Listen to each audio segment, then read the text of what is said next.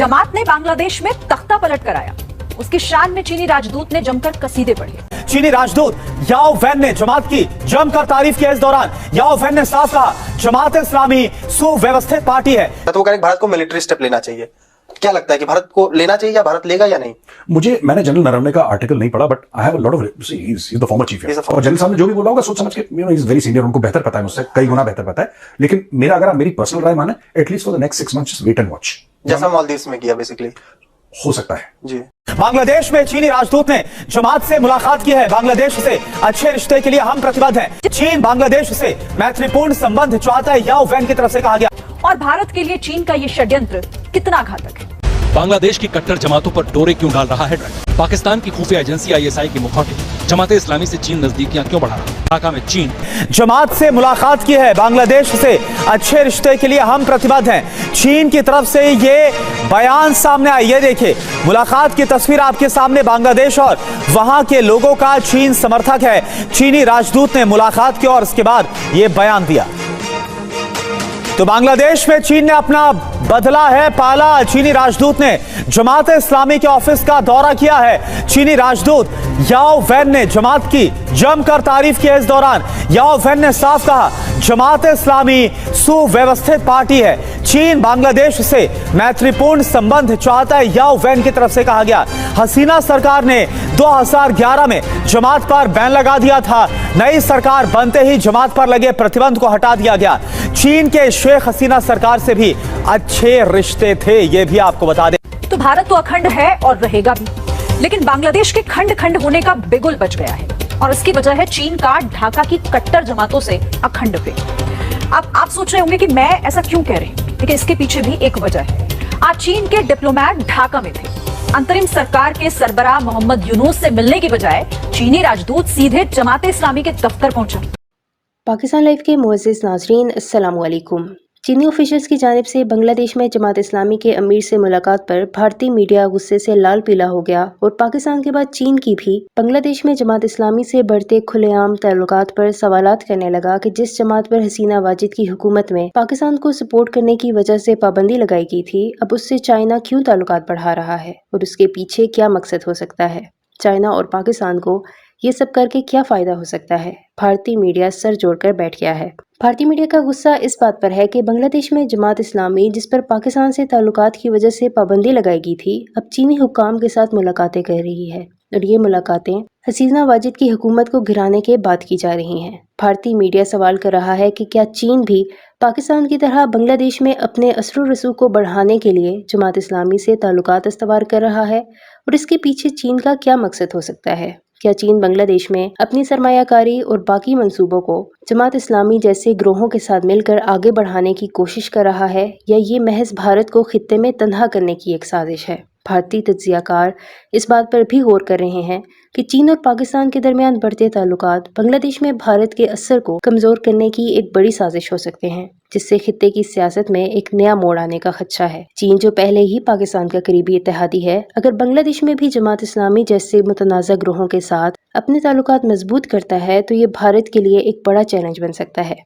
Media में ये बहस भी हो रही है कि क्या चीन बांग्लादेश के अंदरूनी मामलात में मुदाखलत कर रहा है ताकि खित्ते में अपने असर रसूख को मजीद बढ़ा सके। उसके अलावा ये कयासराइयाँ भी की जा रही हैं कि चीन, पाकिस्तान और बांग्लादेश की जमात इस्लामी के दरमियान कोई खुफिया मुआहिदा या ताउन हो सकता है जो भारत के मुफादात को नुकसान पहुँचाने के लिए तरतीब दिया जा रहा है। भारत के अंदर ये तशवीश भी पाई जा रही है कि अगर जमात इस्लामी दोबारा सियासत में फ़ाल होती है और चीन उसकी हमायत करता है तो उससे न सिर्फ बांग्लादेश की अवामी लीग कमज़ोर हो सकती है बल्कि भारत की मशरकी सरहदों पर सिक्योरिटी के मसाइल भी पैदा हो सकते हैं। इस हवाले से भारतीय मीडिया का क्या रद्द-ए-अमल है, इस वीडियो में देखें। वीडियो में आगे बढ़ने से पहले मेरे चैनल पाकिस्तान लाइव को सब्सक्राइब जरूर करें ताकि आने वाली वीडियो अपडेट से आगाह रहें।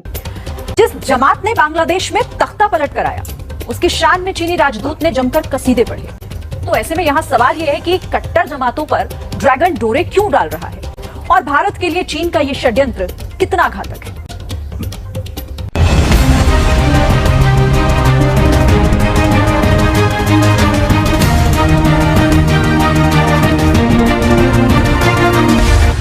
बांग्लादेश की कट्टर जमातों पर डोरे क्यों डाल रहा है ड्रैगन? पाकिस्तान की खुफिया एजेंसी ISI की मुखौटे जमात इस्लामी से चीन नजदीकियां क्यों बढ़ा रहा है?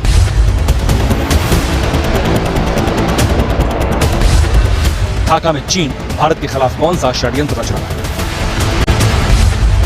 बांग्लादेश में जमहूरियत के दुश्मनों को गले क्यों लगा रहा है चीन?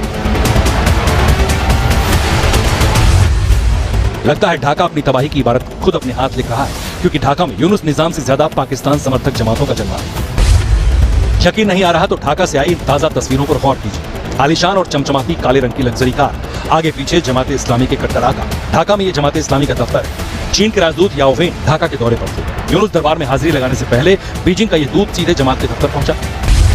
अगवानी खुद जमाते इस्लामी के चीफ शफीकुर रहमान ने की। चीनी राजदूत को फूलों का गुलदस्ता भेंट किया। चीन के राजदूत ने माइक संभाला और कट्टर जमात की शान में कसीदे पढ़ना शुरू कर दिया। जो कुछ भी बांग्लादेश में हो रहा है उन सबका असर चीन और बांग्लादेश की दोस्ती पर नहीं पड़ेगा। चीन हमेशा यही चाहता है कि बांग्लादेश के साथ उसके अच्छे संबंध बरकरार रहे। हमारे साथ सहयोग करने वाले राजनीतिक दलों के साथ चीन के संबंध और बेहतर होंगे। बांग्लादेश की जनता, यहाँ की अंतरिम सरकार और पूरे बांग्लादेश को लेकर चीन का सहयोग बरकरार है। आईएसआई समर्थक जमाते इस्लामी का दबदबा ढाका पर चलता है। शेख हसीना को सत्ता से बेदखल करने में इसी जमात का हाथ था। शेख हसीना ने जमाते इस्लामी पर बैन लगाया। साल 2010 के बाद से ये पहली बार है जब कट्टर जमात चीन से कूटनीतिक बातचीत कर रही है। चीन और बांग्लादेश को और सहयोग बढ़ाने और साथ काम करने की जरूरत है। हमें शिक्षा, संस्कृति और विकास के क्षेत्र में साथ साथ काम करना है। पीपुल्स रिपब्लिक ऑफ चाइना विकास के क्षेत्र में बांग्लादेश का बेहद करीबी सहयोगी है। हम उम्मीद करते हैं कि चीन बांग्लादेश में अपना निवेश और बढ़ाएगा।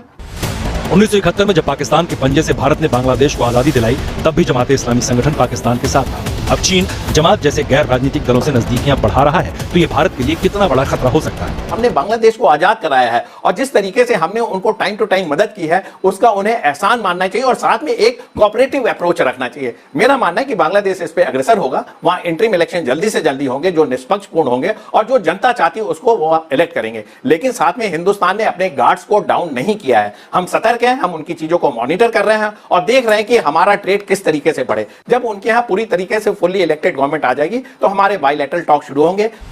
जमाते इस्लामी का शरिया कानून की वकालत करना और भारत विरोधी एजेंडा दिल्ली की चिंता बढ़ा रहा है। साथ ही चीन के साथ बढ़ते संबंध नई चुनौती। बांग्लादेश के यही हालात दुनिया को डरा रहे हैं। चंद घंटे पहले लेखिका तस्लीमा नसरीन ने बड़ा दावा कर दुनिया के साथ भारत की चिंता भी बढ़ा दी। है कि भारत का क्या स्टेप होना चाहिए बांग्लादेश पे, क्योंकि मैंने अभी 2 दिन पहले एक एमएम नरवणे सर का आर्टिकल पढ़ा था, तो वो कह रहे भारत को मिलिट्री स्टेप लेना चाहिए।